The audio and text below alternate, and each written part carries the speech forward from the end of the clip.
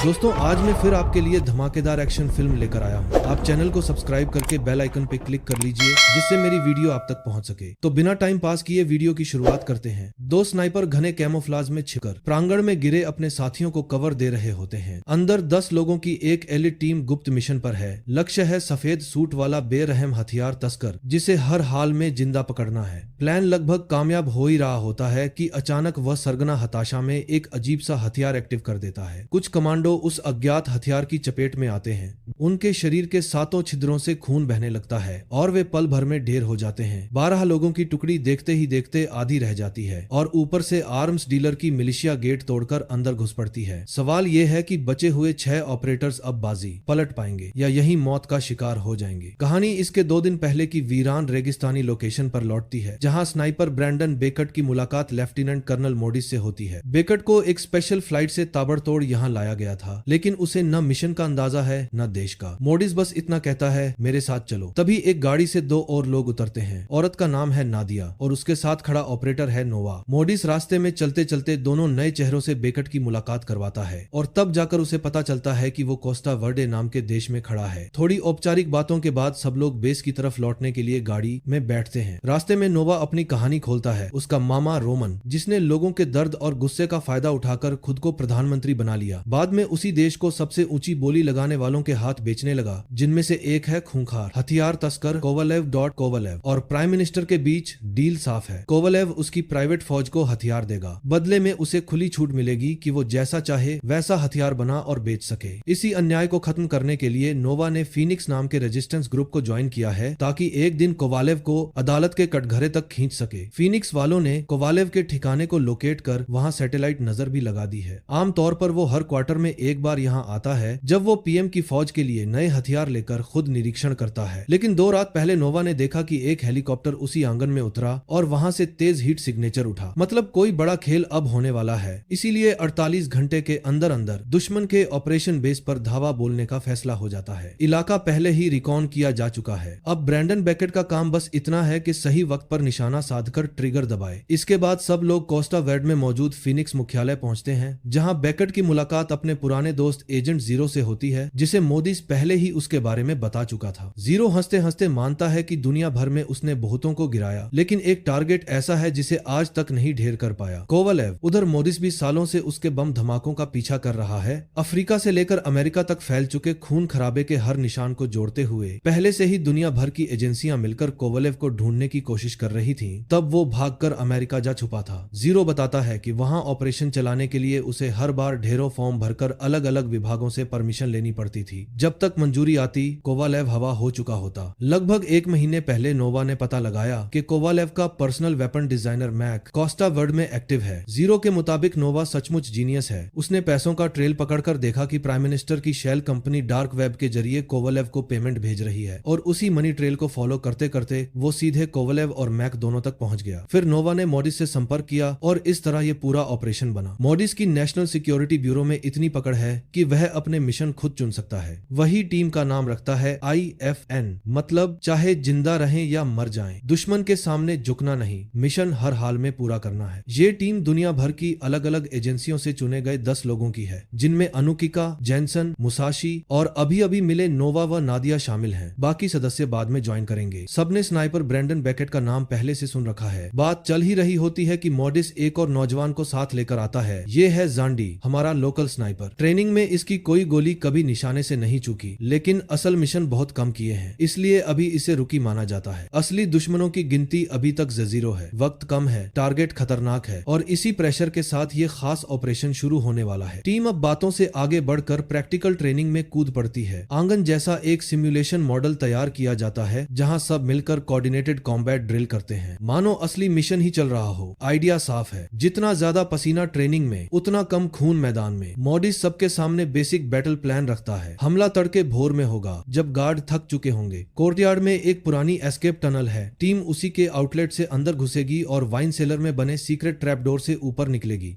चूंकि कोवालेव का chemist Mac पूरी तरह सनकी है और कौन कौन सी केमिकल चीजें बना रहा है कोई नहीं जानता, इसलिए सभी को गैस मास्क और प्रोटेक्टिव गियर पहनकर चलना है, मानो सामने एंथ्रेक्स हो या किसी नसों पर अटैक करने वाला नर्व एजेंट। मुख्य टारगेट वाले हिस्से तक पहुंचने के बाद टीम को जो भी हथियार, डॉक्यूमेंट या सबूत मिले उन्हें उठाकर तुरंत वापस इसी टनल से रिट्रीट करना है, जहां प्राइवेट डॉक पर एक फिशिंग बोट उनका इंतजार करेगी। कोवालेव और उसके साथी मालिव को जिंदा पकड़ना ज्यादा कीमती होगा, लेकिन अगर हालात बिगड़े तो वहीं ढेर भी किया जा सकता है। मोडिस 10 लोगों को 5 छोटे छोटे पेयर में बांट देता है। हर पेयर को अलग अलग टास्क, कोई ब्रीच करेगा, कोई क्लोज क्वार्टर, कोई कवर फायर तो कोई डॉक की सिक्योरिटी संभालेगा। सबको साफ चेतावनी है कि ये मिशन जानलेवा है, क्योंकि कोवालेव के पीछे खड़ा है पीएम डाह, जिसकी प्राइवेट मिलिशिया किसी भी वक्त सैकड़ों की तादाद में आ सकती है। इसके बाद ब्रैंडन बेकेट जांडी को स्नाइपर की असली साइकोलॉजी समझाता है। वह कहता है, पहली बार किसी को मारना हमेशा सबसे मुश्किल होता है। दिमाग बार बार पूछेगा क्या ये वाकई मौत का हकदार था, लेकिन ये याद रखना अगर तुम ट्रिगर नहीं दबाओगे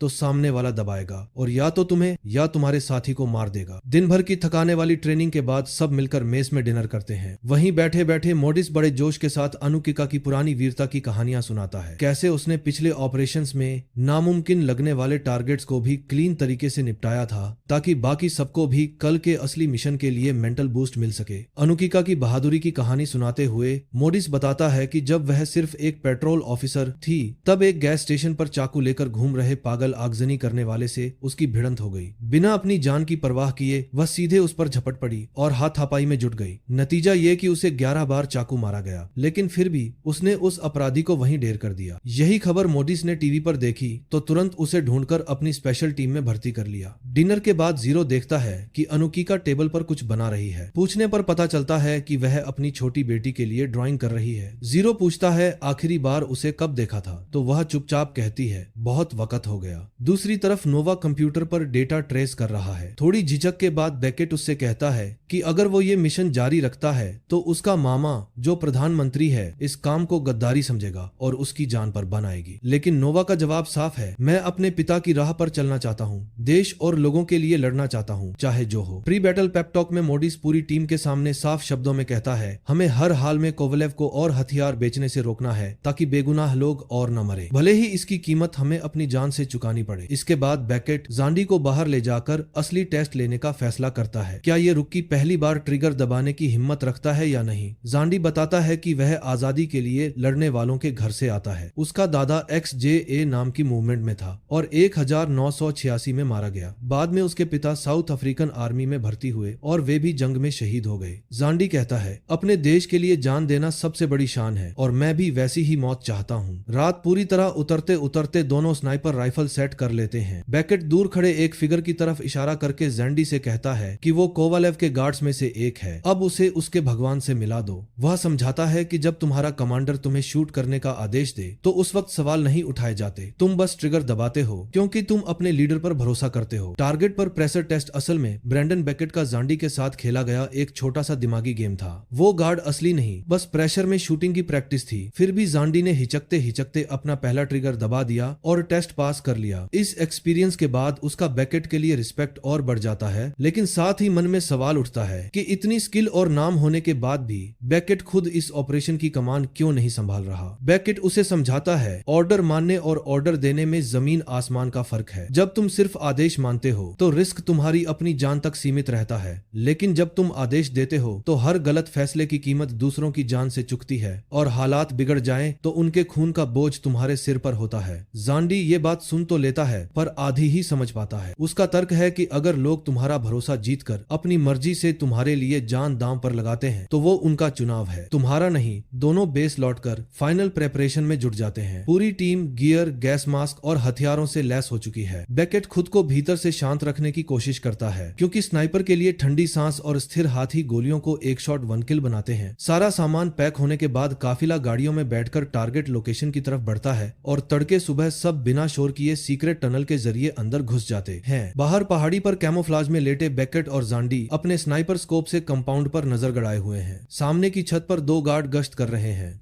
जांडी सुझाव देता है कि पहले बाएं वाले को गिराएं, क्योंकि वही दरवाजे के अलार्म के सबसे करीब है। इसी बीच टनल के अंदर वाली टीम एक गार्ड को चुपचाप निपटा चुकी है और बस 1 मिनट में इलेक्ट्रिक जंक्शन बॉक्स तक पहुंच जाती है। नोवा फौरन सिस्टम में घुसकर सीसीटीवी फीड देखता है तो पता चलता है कि कंपाउंड में गाड़ियों की लाइन लगी है, यानी दफ्तर के अंदर टारगेट्स की संख्या उम्मीद से कहीं ज्यादा है। जैसे ही जमीन वाली टीम टनल से बाहर निकलती है, मोदिस रेडियो पर आदेश देता है कि दोनों स्नाइपर दुश्मन का ध्यान अपनी तरफ खींचें और ऊपर से रास्ता साफ करें ताकि अंदर वाली टीम बिना देखे आगे बढ़ सके। अनुभवी स्नाइपर होने का फायदा उठाते हुए बैकेट जानबूझकर पहली गोली दुश्मन की जांघ पर मारता है ताकि छुपे हुए गार्ड उसे बचाने के लिए बाहर निकले। जैसे ही बाकी बाहर झांकते हैं, वह और जांडी एक एक कर सबको साफ कर देते हैं। नीचे असॉल्ट टीम दबे पांव प्रांगण में घुसती है। गैराज में कोई दुश्मन न देखकर वे तुरंत गाड़ियों के टायर पंक्चर करने लगते हैं ताकि बाद में कोई भाग न सके। दूसरी तरफ टीम 3 2 दुश्मनों से सीधे भिड़ जाती है। अनुकिका बिजली सी तेजी से मूव करती है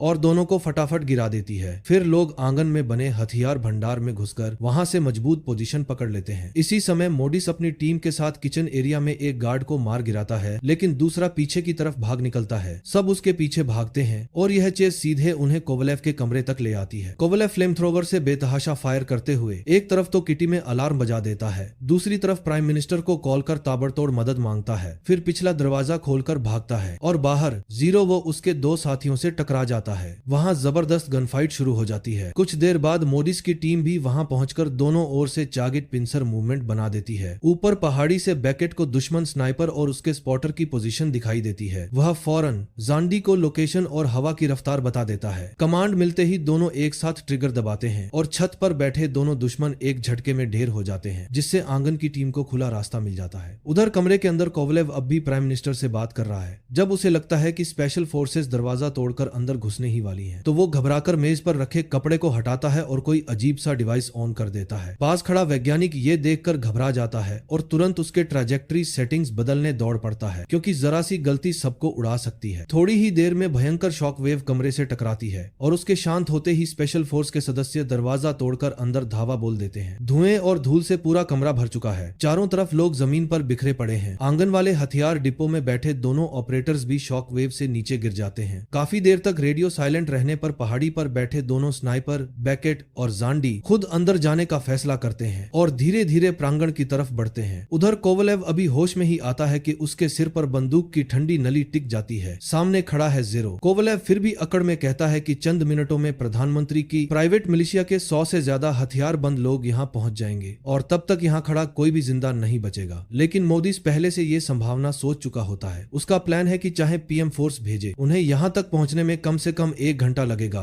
और तब तक टीम टनल के रास्ते अपने मकसद और सबूतों के साथ निकल चुकी होगी। तभी अचानक मोदी की नाक से खून टपकने लगता है। कुछ सेकंड के भीतर बाकी बचे कई सदस्य भी नाक से खून बहने की शिकायत करने लगते हैं। कोवलेव थोड़ी देर पागलों की तरह हंसता है और फिर वह खुद और साथ खड़ा वैज्ञानिक भी जमीन पर गिर पड़ते हैं। कुछ ही पलों में सबकी सांसें थम जाती हैं। यानी जो पहले शॉक वेव दिखी थी, वही कोई अजीब डिले एक्शन वाला केमिकल या एनर्जी वेपन था, जिसका असर अब जाकर सब पर पड़ा है। केवल चंद लोग ही बिना असर के खड़े रह जाते हैं। जीरो तुरंत समझ जाता है कि ये उसी रहस्यमय हथियार का असर है, लेकिन उनके पास शोक मनाने का भी समय नहीं, क्योंकि मिलिशिया किसी भी पल गेट पर धावा बोल सकती है। बचे हुए सदस्यों में बहस छिड़ जाती है। अनुकिका जिद करती है कि कम से कम अपने साथियों के शवों को साथ ले जाना चाहिए, जबकि जीरो पूछता है कि जब बाहर की सारी गाड़ियां पहले ही फूंक दी गई हैं, तो इतने बॉडीज को तंग टनल से कैसे निकाला जाएगा। मोडिस का प्लान अब जमीनी हकीकत में नामुमकिन दिख रहा है। इसी बीच नोवा बैकेट की तरफ मुड़कर पूछता है, कोई आइडिया है? ऐसा कौन सा हथियार है जो पहले सिर्फ झटका देता है और देर बाद सबको अंदर से मारता है? ये तो उस पागल साइंटिस्ट का कमाल लग रहा है। साफ है हम किसी बिल्कुल नई जनरेशन की टेक्नोलॉजी से टकराए हैं। सबके बीच उसी वक्त सबसे होशियार दिमाग ब्रेंडन बैकेट ही लगता है, जिस पर अब न सिर्फ मिशन बल्कि बचे खुचे साथियों की जान बचाने की जिम्मेदारी भी आ गई है। बैकेट सबसे पहले ऑर्डर देता है कि जितने भी शहीद साथियों के शव हैं, उन्हें तुरंत टनल के अंदर सुरक्षित ले जाया जाए, जबकि वह खुद उस रहस्यमय हथियार को समझने के लिए कमरे में रुकता है। नोवा चौंक जाता है जब देखता है कि कंट्रोल कंप्यूटर अब भी एक्टिव है। सिस्टम के लॉग से पता चलता है कि ये डिवाइस माइक्रोवेव फ्रीक्वेंसी से ब्रेन फंक्शन गड़बड़ करता है, यानी सीधे दिमागड़ पर वार। नोवा को याद आता है कि मोदिस ने पहले भी ऐसे ही एक वेपन का जिक्र किया था, जिसे कोवलेव ने नॉर्थ कोरिया को बेचा था। वहां टेस्ट के दौरान कई सिपाही बुरी तरह बीमार पड़ गए थे। बाद में नोवा ने ट्रेल फॉलो किया तो मालूम पड़ा कि कोवलेव ने उसी टेक्नोलॉजी को और आगे बढ़ाकर रूस को भी सप्लाई अप्लाई की, जहां एक डेमो में 130 प्रदर्शनकारी अचानक चक्कर, उल्टी और बेहोशी जैसी हालत में गिर पड़े थे। उनके सामने लगी ये मशीन उस ही टेक का लेटेस्ट और ज्यादा घातक वर्जन है और कोवालेव तो इसका साइलेंट हैंडहेल्ड वर्जन बनाने पर भी काम कर रहा था। अब जरूरी है कि इस डरावने हथियार को सिर्फ नष्ट ही न किया जाए बल्कि दुनिया को इसके बारे में जानकारी भी दी जाए ताकि दोबारा कोई इसे बना न सके। बैकेट का प्लान है कि पहले इस मशीन में मौजूद सारे डेटा की कॉपी निकाली जाए जिससे ग्लोबल एजेंसियां इसका काउंटर मेहर तैयार कर सकें। दिक्कत यह है कि जिस सर्वर में पूरा डेटा स्टोर है वह इतना बड़ा है कि उसे साथ लेकर भागना नामुमकिन है। तभी बैकेट को याद आता है कि आंगन के ऊपर उनकी हर मूवमेंट पर नजर रखता एक सैटेलाइट पहले से घूम रहा है। क्यों ना सारा डेटा उसी पर अपलोड कर दिया जाए, वहां से पूरी दुनिया की एजेंसियों को भेजा जा सकता है और अपलोड पूरा होते ही नीचे लगा सर्वर उड़ा दिया जाएगा। समस्या यह है कि इस ट्रांसमिशन में वक्त लगेगा, जबकि प्रधानमंत्री की मिलिशिया कुछ ही देर में गेट पर धावा बोल देगी। 6 लोग 100 हथियारबंद दुश्मनों के सामने क्या कर पाएंगे? बैकेट शांत आवाज में कहता है, अगर हम ये डेटा बाहर भेज पाए तो अनगिनत लोगों की जानें बचेंगी। मेरे लिए यही लड़ाई वाकई मायने रखती है। वह किसी पर जबरदस्ती नहीं करता, साफ कहता है जो जाना चाहे जा सकता है, लेकिन अगर साथ रहकर लड़ने को तैयार हो तो वह उन्हें दिखाएगा कि 6 लोग कैसे 60 की ताकत बन सकते हैं। थोड़ी दुविधा के बाद भी अनुकिका हामी भर देती है। मिशन इतना सीक्रेट है कि कोई बैकअप टीम आने वाली नहीं, इसलिए जो करना है इन्हीं को करना होगा। बैकेट नोवा को बोलता है कि तुरंत फीनिक्स रेजिस्टेंस से कांटेक्ट करो। यही आखिरी उम्मीद है कि शायद वे मिलिशिया से पहले आंगन तक पहुंच जाएं। साथ साथ बाकी सब पूरे कंपाउंड से जो भी गोलियां, ग्रेनेड या मैगजीन मिल सकती हैं समेत लाते हैं। गिनती कम है मगर अब ठान लिया है कि जो है उसी से जुगाड़ करके 100 के सामने दीवार बनकर खड़े होना है। नोवा सिस्टम पर देखता है कि मिलिशिया के काफिले को बेस तक पहुंचने में अब सिर्फ आधा घंटे से भी कम समय लगेगा। ये सुनते ही बैकेट तेजी से सबको अलग अलग पोजीशन पर तैनात करता है ताकि पूरे कंपाउंड के चारों तरफ से क्रॉस फायर जोन बन जाए। लेकिन दुश्मन की तादाद इतनी ज्यादा है कि सिर्फ बाहर से शूटिंग काफी नहीं होगी। प्लान ये बनता है कि उन्हें धीरे धीरे अंदर तक खींचकर फैसलानुमा गलियारों में बांटा जाए और फिर वेव दर वेव खत्म किया जाए, जबकि लैब वाला एरिया हर हाल में सुरक्षित रहे ताकि नोवा आराम से डेटा अपलोड कर सके। आखिर में पूरा प्रांगण ब्लैकआउट कर दिया जाएगा और अंधेरे का फायदा उठाकर सब टनल के रास्ते निकलेंगे। टास्क बांटने के बाद बैकेट अकेले नोवा के पास लैब में जाता है और उसे एक फोन थमाता है। कॉरिडोर की दीवारों में पहले से लगाए गए सारे विस्फोटक उसी से जुड़े हैं। अगर दुश्मन पहली डिफेंस लाइन तोड़कर गलियारे में घुस आए तो लिस्ट पर दर्ज पहला नंबर डायल करना, दूसरा नंबर लैब के अंदर वाले बम के लिए है जिसे तब एक्टिव करना है जब अपनी टीम टनल की तरफ पीछे हट चुकी हो। अब 6 लोग अपने अपने मोर्चे पर तैयार हैं, पूरी खामोशी के साथ मिलिशिया का इंतजार कर रहे हैं। कुछ ही देर में नोवा रेडियो पर रिपोर्ट देता है कि गाड़ियों का काफिला लगभग गेट पर पहुंच गया है। थर्मल इमेजिंग के मुताबिक 80-90 हथियारबंद लोग हैं। तेज नजर वाली अनुकिका सबसे पहले हेडलाइट्स और मूवमेंट पकड़ती है। बैकेट पूरे चैनल पर तैयार रहो का ऑर्डर देता है। अगला कदम, अनुकिका और जेनसन आगे बढ़कर स्मोक ग्रेनेड फेंकते हैं जिससे पूरा एंट्री जोन धुएं से भर जाता है और मिलिशिया को कुछ दिखाई नहीं देता। बैकेट बंदूक हाथ में लिए उस धुएं के पर्दे के बीच सीधे धावा बोल देता है और पहली ही वेव में कई दुश्मनों को गिरा देता है। जैसे ही स्मोक हल्का होता है वह तुरंत कवर में रोल ले लेता है और बाकी सदस्य अलग अलग दिशाओं से फायर खोलकर दर्जन भर मिलिशिया को और ढेर कर देते हैं। हालांकि कुल संख्या के सामने ये बस समंदर में बूंद भर है। गैराज के अंधेरे कोने में छिपी जेनसन एक ही शॉट में एक मिलिशिया को गिरा देती है, लेकिन उसी पल उसकी पोजीशन एक्सपोज हो जाती है। अब पूरा दुश्मन दस्ते का ध्यान धीरे धीरे उसी तरफ मुड़ने लगता है और असली तूफान यहीं से शुरू होता है। मिलिशिया की बेरहम लहर जेनसन की सबसे बड़ी दिक्कत ये थी कि उसकी गोलियां खत्म हो चुकी थीं, ऊपर से दुश्मनों की भीड़ लगातार बढ़ती जा रही थी। जीरो ऊपर से कवर फायर देकर उसे पीछे हटने का मौका देता है, लेकिन कुछ मिलिशिया सिपाही उसके पीछे लग ही जाते हैं। अजीब बात यह कि जो लोग अभी तक भारी हथियारों से लैस थे, पीछा करते समय उनके हाथ में कोई बंदूक नहीं, सिर्फ ठंडे हथियार थे, चाकू, डंडे, कुल्हाड़ियां। जेनसन की क्लोज कॉम्बैट तबाही पानी की टंकी वाले सेक्शन में घिर चुकी जेनसन मजबूरन हाथापाई पर उतर आती है। वो 2 कुल्हाड़ियां निकालती है और गोल घूमती हुई दुश्मनों पर टूट पड़ती है। सामने वाले ज्यादातर सिर्फ शौकिया लड़ाके हैं, इसलिए भीड़ में होने के बाद भी कोई उसके सामने टिक नहीं पाता। कुछ ही वारों में आधे दर्जन के करीब मिलिशिया सिपाही उसकी कुल्हाड़ी के नीचे गिर चुके होते हैं। तभी एक को याद आता है कि बंदूक उठानी चाहिए, लेकिन वह ट्रिगर दबाए उससे पहले ही हवा में उड़ी कुल्हाड़ी उसकी खोपड़ी फोड़ देती है।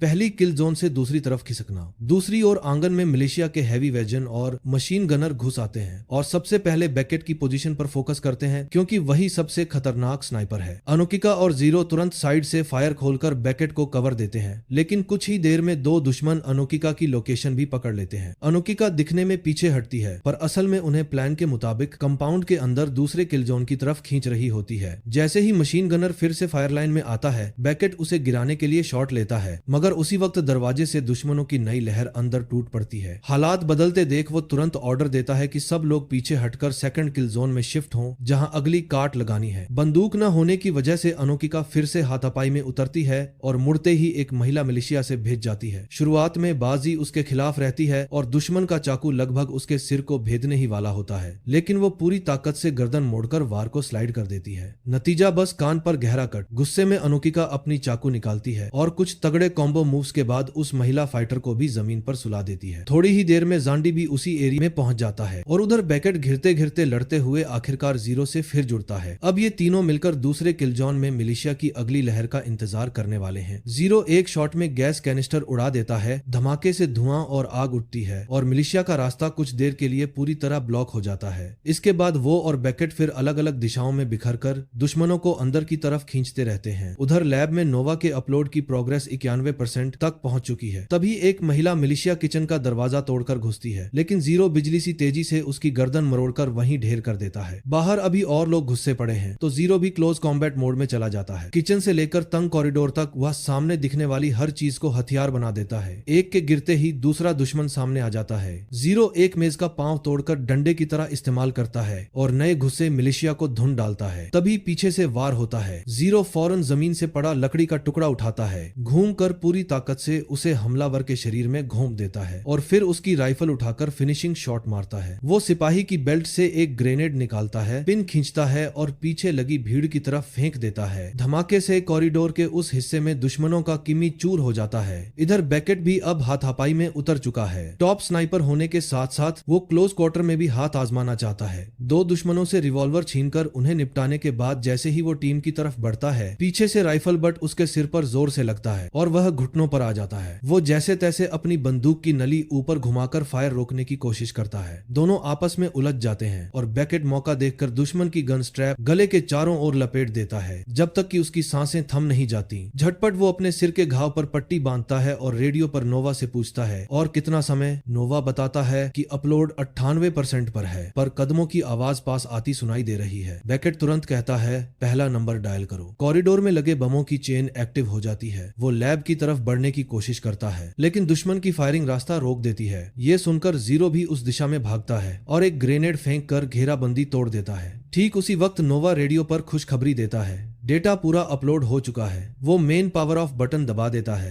10 सेकंड की काउंटडाउन के बाद पूरा कंपाउंड अंधेरे में डूब जाता है और अब प्लान का आखिरी फेज शुरू होने वाला है, टनल की ओर अदृश्य होकर निकल जाना। जैन सेन की शहादत अंधेरा छाते ही सबसे पहले दिक्कत जैन सेन के साथ होती है। उसके नाइट विजन गॉगल्स जवाब दे देते हैं और वो लगभग ब्रेथ ब्लाइंड फाइट कर रही होती है। रेडियो पर ये सुनते ही बेकेट उसकी मदद को निकल पड़ता है। जैन सेन हथियारों वाले डिब्बों में घुसे मिलिशिया पर जलता हुआ डंडा फेंककर उन्हें बाहर निकालने की कोशिश करती है, लेकिन अंदर पहले ही दुश्मनों की भरमार होती है। क्रॉस फायर में वो सीधे गोलियों की लाइन में आ जाती है और वहीं ढेर हो जाती है। बेकेट खुद अपने नाइट विजन पहनकर सेकंडों में अंदर के कई मिलिशिया को गिरा देता है, मगर जैन सेन अब वापस नहीं आ सकती। वह बाकी सबको सूचना देता है, मिशन पूरा हो चुका है, तुरंत टनल की तरफ रिट्रीट करो। नोवा की आखिरी लड़ाई। बेकेट नोवा को चेतावनी देता है कि किसी भी कीमत पर आंगन वाली डायरेक्ट लाइन मत लेना, लेकिन उसकी तरफ से कोई जवाब नहीं आता। बेकेट खुद उसे लेने बढ़ता है, तभी पेट में गोली लग जाती है। कुछ कदम लड़खड़ाकर वो दीवार के सहारे नीचे बैठ जाता है, मगर ठीक टाइम पर जीरो पहुंचकर कवर दे देता है और उसे घसीटकर सुरक्षित जगह ले जाता है। उधर नोवा पीछे हटते समय दुश्मनों की गोलियों की बौछार में बुरी तरह घायल हो जाता है। साथ ही फौरन आगे बढ़कर आखिरी कुछ मिलिशिया मारते हैं। नोवा को उठाकर दीवार की आड़ में लिटा देते हैं। नोवा हाफते हाफते फोन वापस बेकेट के हाथ में देता है और कहता है, फीनिक्स की बगावत शुरू होने वाली है। तुम्हारी वजह से डॉल्स परिवार का असली नाम हमेशा याद रखा जाएगा। रास्ता दिखाने के लिए शुक्रिया। साथियों की आंखों के सामने ही नोवा की सांसें सांसें धीमी पड़ती हैं और वो हमेशा के लिए चुप हो जाता है। बेकेट भारी मन से फोन पर दूसरा नंबर दबाता है। कुछ ही पल बाद लैब वाला पूरा सेक्शन तेज धमाके के साथ ऊ जाता है। अब वो घातक हथियार और उसका डेटा हमेशा के लिए खत्म हो चुका है। टनल की ओर आखिरी कवरअप आंगन में मुश्किल से 1 दर्जन के करीब मिलिशिया बचे हैं। बेकेट समझ जाता है कि ज्यादा देर आखिरी कवरअप आंगन में हथियार के करीब रुकना सबके लिए मौत बुलाने जैसा होगा। वो बाकी बचे साथियों को सख्त आवाज में आदेश देता है, सब लोग तुरंत टनल में घुसो, मैं रियर गार्ड बनकर आखिरी तक कवर दूंगा। हीरो बेकेट को अकेला छोड़ने से मना कर देता है और कहता है कि आखिरी गोली तक दोनों साथ खड़े रहेंगे। दोनों फिर से कंधा मिलाकर फायरिंग शुरू करते हैं, एक दूसरे की पोजीशन कवर करते हुए। जैसे ही ऐसा लगता है कि अब इन्हीं की बारी है गिरने की, ठीक उसी वक्त फीनिक्स रेजिस्टेंस के लड़ाके बाहर से धावा बोल देते हैं और मिलिशिया की बची खुची टुकड़ियां दो तरफ से फंस जाती हैं। फीनिक्स के आने से मोर्चा पलट जाता है और बेकेट जीरो की जान बच जाती है। वे अपने कमांडर को रेडियो पर शहीद साथियों के लोकेशन भेजते हैं ताकि उनके शवों को इज्जत के साथ वापस लाया जा सके। इसके बाद दोनों मेन गेट से बाहर निकल जाते हैं। तभी रेजिस्टेंस के लोग देखते हैं कि नोवा की सांस अभी पूरी तरह टूटी नहीं है, हल्की सी नाड़ी अब भी चल रही है, यानी उसके लिए अभी उम्मीद बाकी है। एंड दूसरी तरफ 4 बचे हुए सदस्य डॉक पर पहुंचते हैं। अनुकिका कहती है कि उसका हिसाब अभी पूरा नहीं हुआ, वो अगली नाव से लौटेगी। जांडी भी आखिरी दम तक लड़ने के लिए वहीं रुकने का फैसला करता है। जिस आदमी के साथ वो कहीं भी कभी भी लड़ने को तैयार है, उसका इशारा साफ तौर पर बेकेट की तरफ होता है। आखिर में सिर्फ बेकेट और जीरो उस छोटी नाव पर सवार होकर कोस्टा वेर्ड से दूर जाते हैं, पीछे धुआं, मलबा और अपने गिरे हुए साथियों की यादें छोड़ते हुए। तो दोस्तों, ये थी स्नाइपर द लास्ट स्टैंड की पूरी कहानी। आपको ब्रेंडन बेकेट की ये लास्ट मिशन स्टोरी कैसी लगी, कमेंट में जरूर बताना। और अगर ऐसे ही स्नाइपर स्टाइल मूवी एक्सप्लेनर पसंद आते हो तो वीडियो को लाइक, शेयर और चैनल को सब्सक्राइब जरूर करना। मिलते हैं अगली धमाकेदार फिल्म की कहानी में।